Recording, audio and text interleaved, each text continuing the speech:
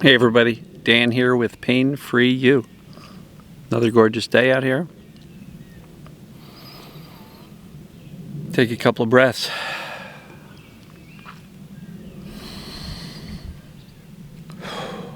Did you see the picture I posted? The sunset? Or the sunrise, excuse me. Posted it on Instagram on my story.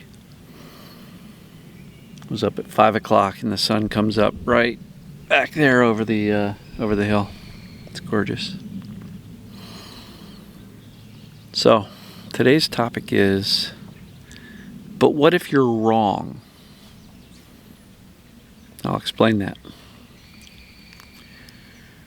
In so many cases, we tell ourselves, I can't do this because, I can't do that because, I'm too anxious, I'm too fearful, I can't stop my brain from thinking all the bad stuff, I'm too negative, I'm too scared, but my doctors told me this was the case. I injured myself, I did this, I did that.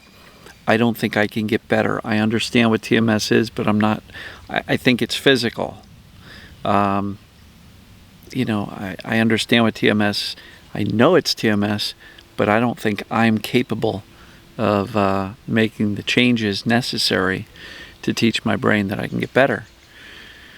And in so many cases, there's so many uncertainties and beliefs that say, I can't do this. I just can't do this.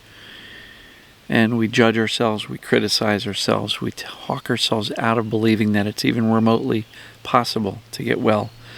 And when I say well, I don't mean a reduction in pain. I mean getting well, like an elimination of pain.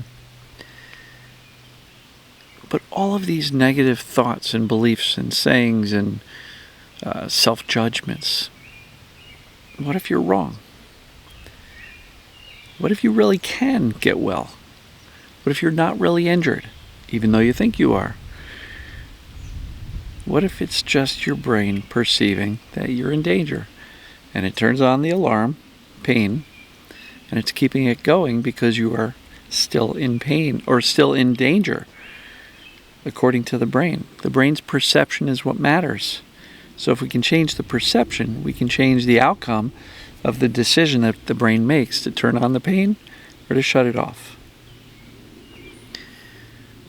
So for all of those negative things you say about not being able to heal, it's never happening, it's not going to work for me, what if you're wrong? I believe you are.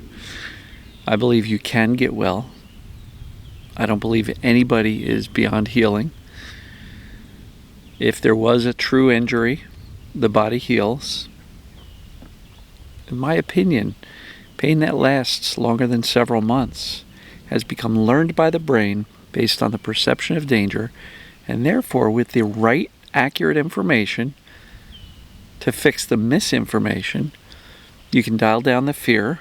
And when you dial down the fear with the accurate information and teach the brain that, hey, I'm really okay, emotions aren't dangerous, my body and my movements aren't dangerous, and even my thinking's not dangerous, we can literally teach the brain to shut off the pain.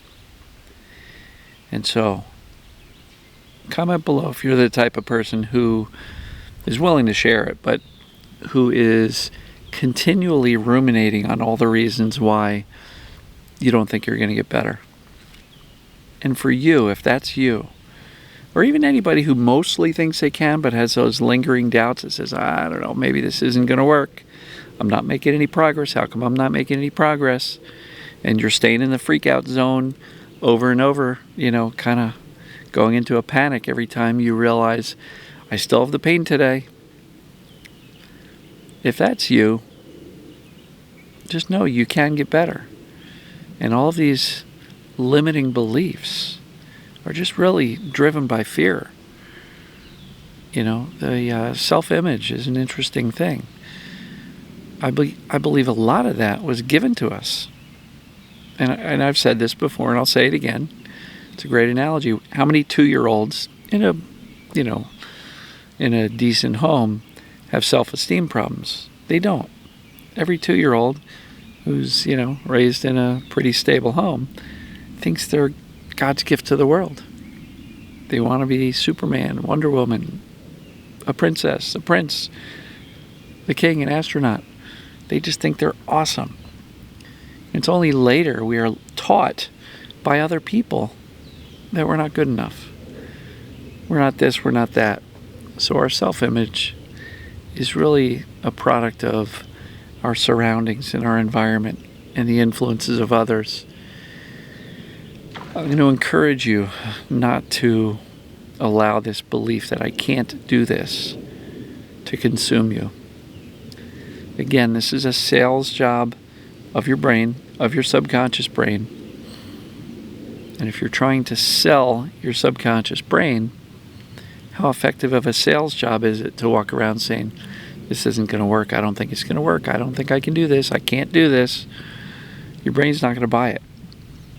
So, if you've done the assessments and you've determined TMS, there's one path: teaching the brain that you are not in danger so it can turn off the pain or symptoms. And this applies well beyond just pain.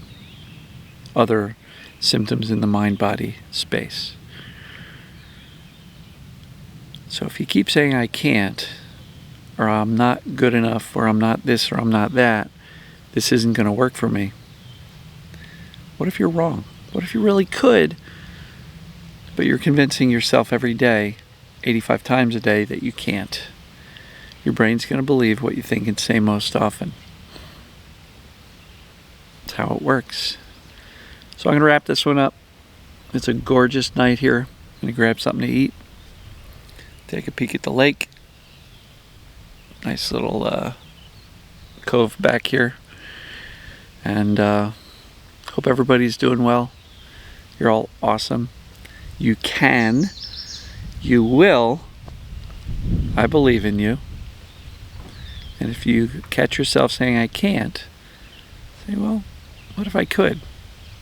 And what do I need to do to convince myself that I can? Consistent messages of safety. So, love you guys and gals. You're awesome. I will see you tomorrow.